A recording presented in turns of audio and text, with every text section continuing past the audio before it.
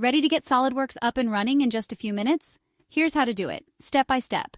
First, head to the official SolidWorks website at solidworks.com. Log into the customer portal using your 3D Experience ID or your SolidWorks serial number. Don't have an account? It's free and quick to sign up.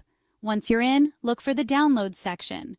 Select the version of SolidWorks you want. Make sure it matches what your class or project needs. Pick the right service pack too, so you get all the latest updates. Now download the SolidWorks Installation Manager. This is usually a small .exe file. Open it up, and if you need to, unzip the file first. The Installation Manager will walk you through the next steps. Just follow the prompts. Agree to the license, choose your installation options, and pick where you want to install the program. Once everything's installed, the last step is to activate your license. Just follow the on-screen instructions. It's usually automatic and quick. That's it. You're ready to start creating with SolidWorks.